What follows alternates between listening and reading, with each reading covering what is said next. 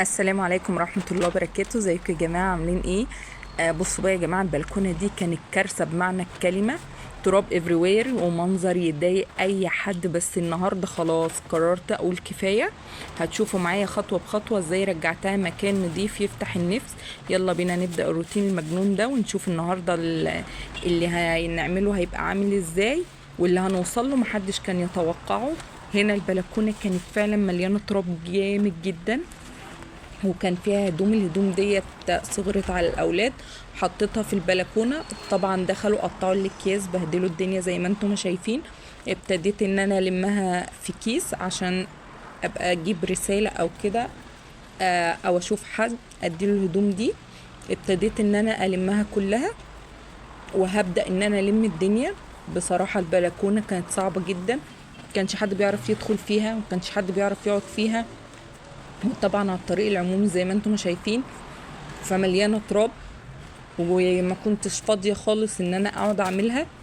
فلميت الهدوم بقى كده كلها، هي مفيهاش بصراحه وساخه كتير. هي الهدوم ديت اللي هلمها كده، كرتونه باللي فيها، ودي لعب اولادي برضو خرجتها، والكياس اللي كان فيها الهدوم. لميت كل ده خلاص، وهاخد بقى ايه، اطلع الحاجات دي بره، والهدوم كمان هحطها بره علشان ايه، انادي حد يجي ياخدها. بعد كده هبدأ بقى الم التراب اللي كان على الشبابيك وكده. فكيت المقشة، ابتديت ان انا انفض كل التراب اللي على الشبابيك. بصوا، المقشة الناعمة يا جماعة تقدروا تستخدموها في كده، حلوة جدا جدا جدا، مش لازم زعافة. المقشة الناعمة دي جميلة وتحفة بصراحة، وبتقضي الغرض. انا هنا في العاشر. على فكرة أنا بحب أقعد في البلكونة، البلكونة جميلة بس بتحرق البشرة بطريقة صعبة. يعني غمقتني 3 4 ألوان، 3 4 درجات أكتر من طبيعتي.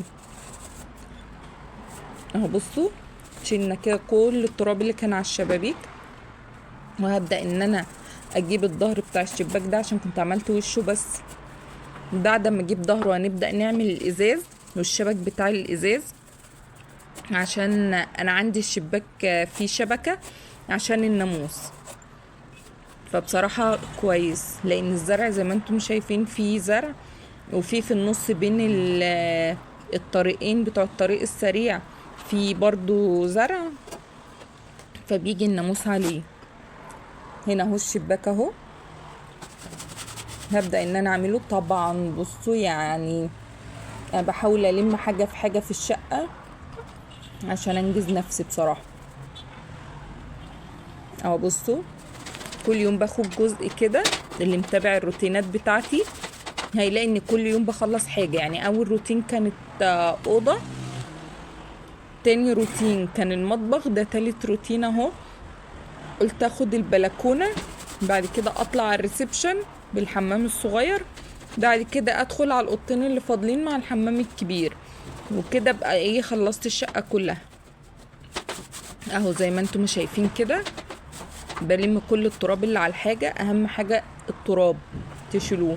هنا جبت المكنسة، ببدأ ان انا ايه، الزوايا اللي في الجناب دي بتبقى فيها تراب، مهما ما عملتها بالمقشة بتفضل برضو موجودة، بسحبها بالمكنسة. الاول كان دي ترابيزة عندي بتتفتح للاخر كده، ما بحتاجهاش كتير، فسايباها في البلكونة بصراحة، فاطلعها. هشوف كده اولادي هيستخدموها يذاكروا عليها ولا لا. لو مش هيذاكروا هرجعها تاني. لو مش هيذاكروا عليها طبعا لو مش هيذاكروا عليها هرجعها تاني. لو هيذاكروا عليها هشوف مين هيستخدمها واحاول احطها له في الاوضه عنده. دي الغساله البرميل بتاعت زمان، فاكرينها؟ عندي اوقات بغسل عليها على فكره، حلوه وجميله وبتطلع الهدوم حلوه قوي على فكره. بس تخلوا بالكم بس عشان ما تنتش في حاجه. يعني بلاش هدوم الخروج فيها، انما لو هدوم الاولاد وخصوصا الداخليه البيضه وكده، ده بتتغسل فيها حلو قوي. ده التوم طبعا اللي انا شايلاه للسنه اهو. ودي المشابك، حطاها في العلبه الخوص دي، شكلها حلو. هبدأ بقى ان انا ايه احط السجاد. انا بحب افرش سجاد بصراحة، مشايات في البلكونات بتهدي الدنيا شوية، حتى لو مطربة تقدري تقفي فيها. يعني التراب ما بيبقاش مباشر، ما بيطلعش عليكي غير لما الارض بتبقى كده، بيبقى زي التراب بتاخديه عزكم الله بالشبشب اللي انت لابساه تدخليه معاكي جوه. انما المشاية طالما محطوطة مفيش تراب بيدخل في رجلك، يدخل معاكي يعني المكان. ببدأ ان انا اكنس كده زي ما انتم شايفين الاول، وبعد ما اكنس هعمل الزوايا بالمكنسة زي ما قلت لكم. انا قلت اعمل لكم النهاردة فيديو بسيط صغير كده وانزله. قلت حتى انا انزله قبل ما انزل اجيب الاولاد من المدرسة. يا رب بس يعجبكم. ما تنسوش اللايك والاشتراك في القناة وتفعيل زر الجرس، هو ده الدعم ليكوا ليا. بصوا هبدأ بان انا الم التراب. مش عارفة ليه ما لميتهوش بالمكنسة، مع اني كان ممكن المه بالمكنسة اسرع واسهل. بس مش عارفة، ساعات دماغ الواحد بتقفل كده على شوية حاجات غريبة بصراحة. بس المهم ان هما اتلموا، لميتهم. هبدأ بقى امسك المكنسة زي ما قلت لكم. بصوا بقى انا بصوا ما المقشة جيت مرة عملت بيها زعفت بيها، ما عجبنيش تنظيفها بصراحة قد كده.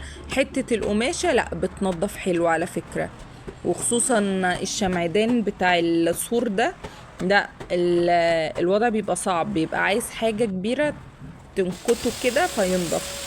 بصوا هبدأ بقى اخد الزوايا زي ما بقول لكم، والفتحات اللي موجودة بين كل شمعدانة وشمعدانة كده، والم بقى لو في تراب وقع مكان التنفيض بلملم كده وانا ماشية، ببقى شايفاه. بصوا بلملم كده وانا ماشية، وبلم التراب تاني عشان لما تيجي تمسحي تبقى الدنيا سهلة، ما تلاقيش شعر، ما تلاقيش تراب، ما تلاقيش حتة طوب او حاجة. لان انا الشقة هنا جديدة، انا اول حد يسكن فيها، ويدوبك المقاول خلص الشقة انا استلمتها.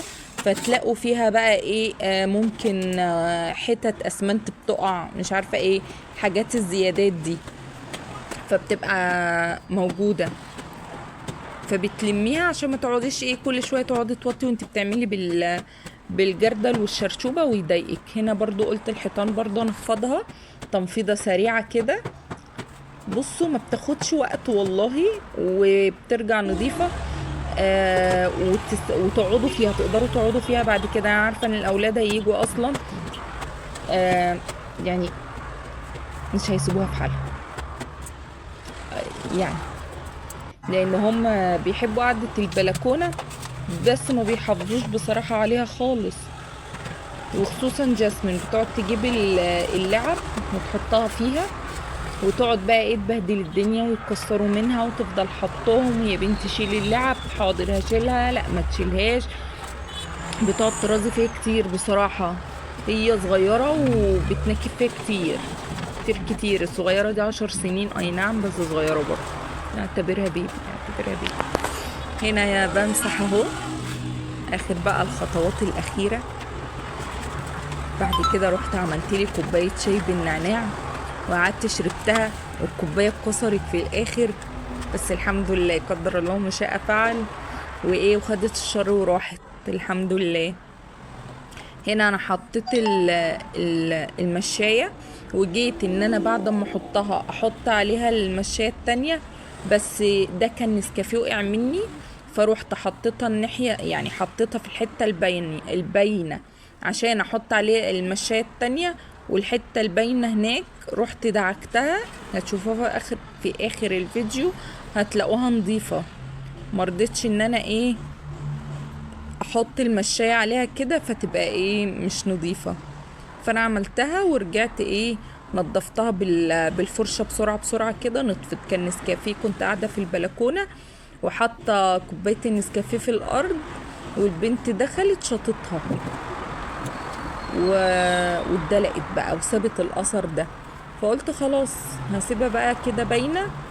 هتشوفي في اخر الفيديو هتلاقوني ان انا ايه مشلتها بالفرشة. هنا السور، ما تنسوش يا جماعه. بعمله اخر حاجه بصراحه عشان يبقى ايه نضيف، مفيش تراب حاجه يجي عليه تاني، فبقوم عاملاه اخر حاجه بعد ما بخلص. بقوم عاملاه، بصوا تحسوها بقت بتتنفس كده، بقى فيه هوا، بقت نضيفه. بصوا اهي هتلاقوا في ميه كده في الارض على المشايه مكان ايه اهي، بصوا مكان ما عملتها، مكان ما نضفتها. يا رب يكون الفيديو عجبكم، ما تنسوش اللايك والاشتراك والتعليق، والسلام عليكم ورحمه الله.